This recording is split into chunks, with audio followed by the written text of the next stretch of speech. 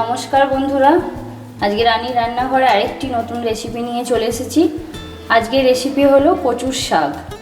এটা সবাই আমরা কম বেশি ভালোবাসি খেতে। কচুর শাকগুলোকে আগে কেটে রেখেছিলাম, তারপর ছোলা দিয়ে আমি একটু সামান্য তেঁতুল দিয়ে সেদ্ধ করে রেখে দিয়েছি। নারকেল আর ছোলা দিয়ে নিরামিষ কচুর শাক আমি বানাবো।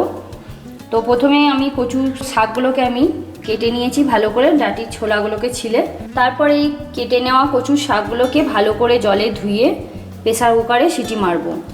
তো সিটি মারার সময় আমি ভেজানো ছোলা আর একটু তেঁতুল দিয়ে আমি সিটিটা মেরে নেব। 3-4টে সিটি মেরে তারপর ভালো করে ধুয়ে আবার জল ঝরিয়ে নেব। আর এই সেদ্ধ করার সময় একটু তেঁতুল দেওয়ার কারণ হলো যাতে কচুর শাকে অনেকে গলা ধরে, সেই প্রবলেমটা হবে না, সেই জন্য একটু কচুর শাকে একটু তেঁতুল দিতে হয়। ভালো করে জল ঝরিয়ে আমি একটা পাত্রে রেখে দিয়েছি। আর এখানে নারকেল কুচিয়ে নিয়েছি, কাঁচা লঙ্কা, 5 ফোড়ন, তেজপাতা আর গোটা শুকনো লঙ্কা, এই দিয়ে আমার রান্নাটা হবে। আর এখানে সামান্য চিনি, নুন এগুলো তো আছেই। এখানে একটা কড়াই বসিয়ে দিয়েছি আর বেশ কিছুটা তেলও আমি গরম করতে দিয়ে দিয়েছি কড়াইয়ে। এবার তেলটা গরম হয়ে এলে এই তেলে আমি 5 ফোড়ন, তেজপাতা আর গোটা শুকনো লঙ্কাটা আগে দিয়ে নেব। শুকনো লঙ্কা, তেজপাতা আর বেশ কিছুটা পরিমাণ 5 ফোড়ন।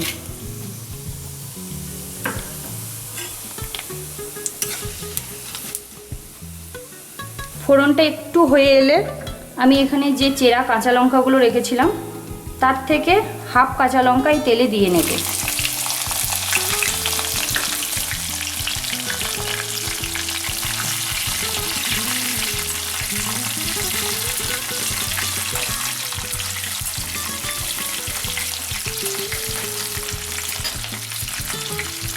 ফোড়নে সব কিছু ভালো করে হয়ে এলে আমার জল ঝরানো কচুর শাকটা এবার তেলের মধ্যে দিয়ে নেব। জলটা কিন্তু অবশ্যই আপনারা খুব ভালো করে ঝরিয়ে নেবেন, যাতে একটু জল না থাকে এতে।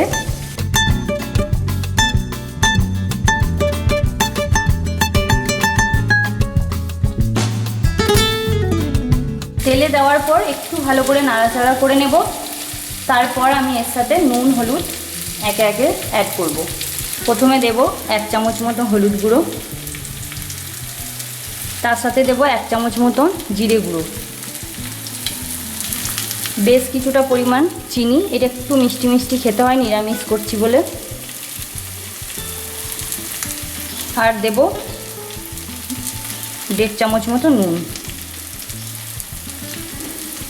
আর এটা একটু ঝাল ঝালও হবে খেতে, তাই আমি কাঁচা লঙ্কা বেশ কিছুটা দিয়েছি, সামান্য একটু শুকনো লঙ্কা গুঁড়োও দেব। এবার সব ভালো করে মিক্সড করব।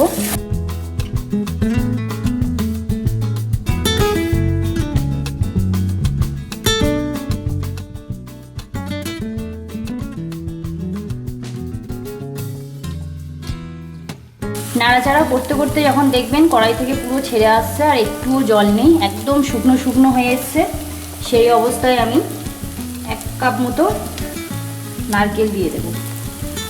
এটা আমি আজকে ছোলা আর নারকেল দিয়ে করছি, আপনারা মাছের মাথা দিয়েও এটা করতে পারেন, ইলিশ মাছের মাথা।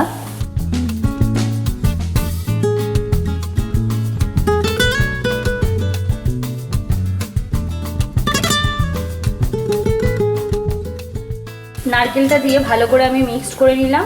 আমার রান্নাটা কমপ্লিট হয়ে গেছে। আগে থেকে যদি জল ঝরিয়ে রেখে দেন তাহলে দেখবেন রান্না করতে বেশিক্ষণ টাইম লাগবে না। রান্নাটা আমার কমপ্লিট হয়ে গেছে, এবার আমি সার্ভ করে নেব।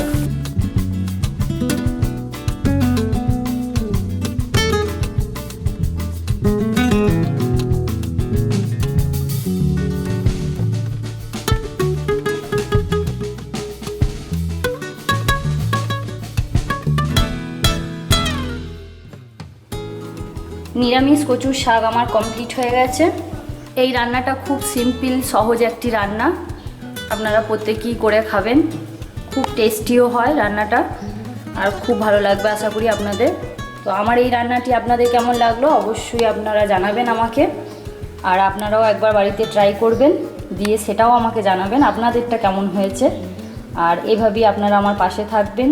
সকলে ভালো থাকবেন, সুস্থ থাকবেন। ধন্যবাদ।